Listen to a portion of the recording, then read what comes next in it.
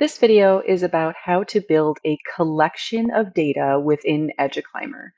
Collections is a really great tool to use so that you don't have to rerun reports constantly. You don't have to remember how to go in and find the same information over and over again. You can create a collection of that data of things that you're going to be consistently accessing. So I'm going to show you what the collections look like so that you can be thinking about what data would make the most sense to put into your collections. So the collections can be found right over here.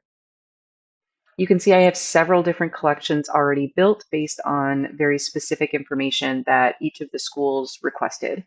So we have our Windsor WIG data. So this data is very specific around what Windsor's WIG is so that the principals can go directly in.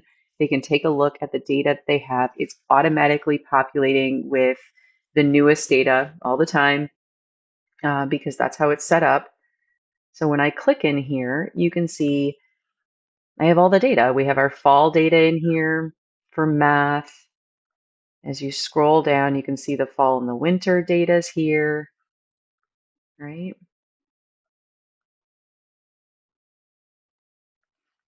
So I have a lot of information that was requested by the principals to have in their collection.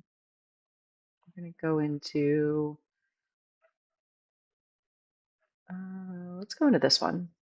So here's Heartland's.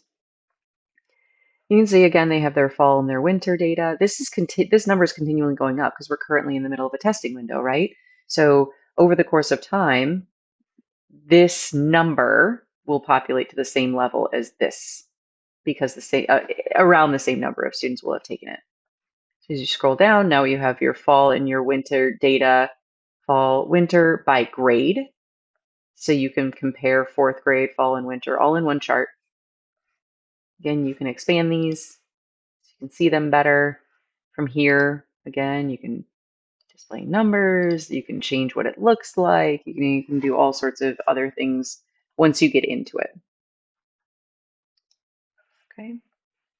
So other ways to think about how to build collections are you could do it by, let's say you're going into a data meeting and you want to answer a very specific question, a very specific essential question, and you want to be able to have all the data right on hand so that your teachers don't have to go searching for it.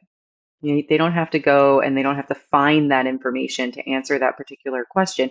It's all going to be right there for them to be able to dig into and look at and create action plans from there, right? So that's one way it's really, really helpful. The other way it might be helpful is if you have a group of students, like let's say you wanted all of your reading charts for the year, you wanted all of your data walls, all of that kind of stuff in one location, in one collection, so that you can just go and see all of your students from your class's data in one folder. You can hit it right there. I think about this a little bit like a Google folder, for example. It's just a way to organize your information so you have it all in one place and you don't have to rerun it. You can change how it looks. You can filter it. You can change the sorting. You can create a new folder, a new collection here, add colors to it, change the colors. Okay. You'll notice up here you have all collections, you have my collections and shared with me. So this is really cool. I've created all of these. However, if somebody else creates one, they can share it with me and then I would be able to access this. So right now all of these folders are shared with the individual principals from each building so that they can go in and they can access this. They don't have to create their own. It's already done for them. All right. So now you might be saying, well, how do I get data into each of these folders? So once you determine what it is that you're looking for, what data you think, how you want to organize your data, what data you want in each folder, you can do that in several different ways. So any chart, any data wall, all of those can go directly into your collection. So we're going to go ahead and build a chart here. There we have a whole bunch of them. Okay. I'm going to go to reading and blow that up. I'm going to build the chart the way I want to see it. I want to see my performance. I want to, oh, that's interesting. Let's try that one more time. All right. Then we're going to display our numbers on our chart.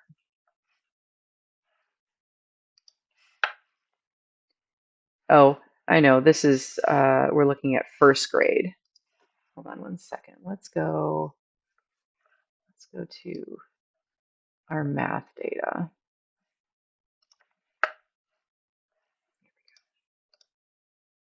Okay. So I build my chart the way I want to see it, display my numbers on my chart. Okay. And I want to leave it right like this. I don't want to change anything about this, but I do want to add it to a collection. This little pin button, anytime you see this pin button, is how you add charts or data to a collection. I'm going to select my pin.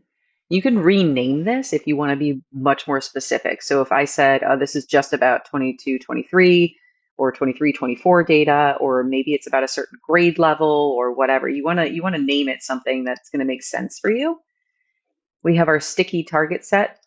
So you can turn that on. That means that it's going to hold it the way you built it. It's not going to default back to just the red and the green. It's going to hold it right where, however you want it. Now I can add it to a collection that I've already got built, or I can create a new collection. So in this case, I'm going to create a new collection called sample. I'm going to add a color to it. I'm going to select create. Now when we get back here, you have to select that collection, and you're going to click save. And then it goes directly in there. Okay.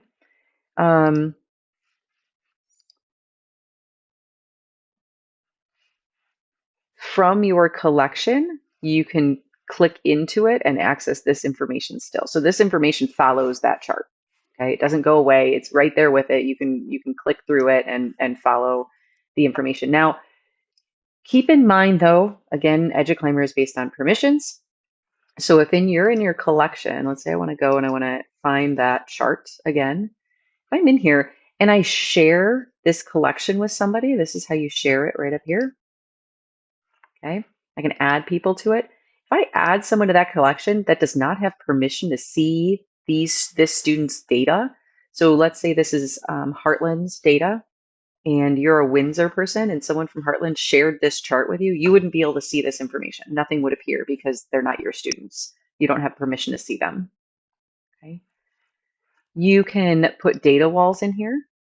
So as you might remember before, when we build a data wall,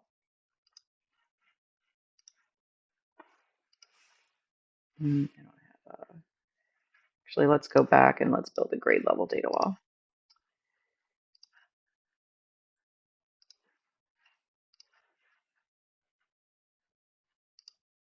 I'm just going to make it easy. I'll just build a data wall with attendance and behavior. Oh, it added everything. Let's see.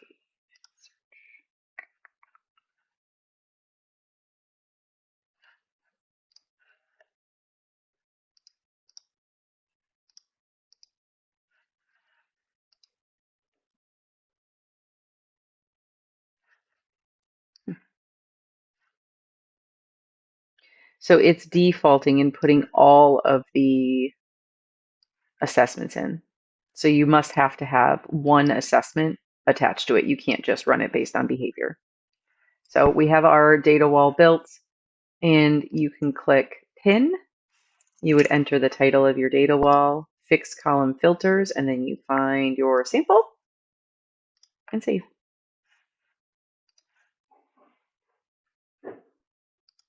So pretty easy.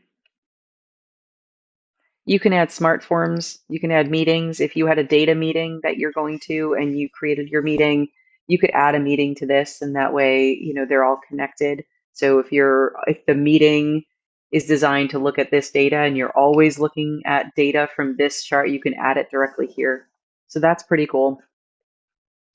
Make your data meetings go very easily.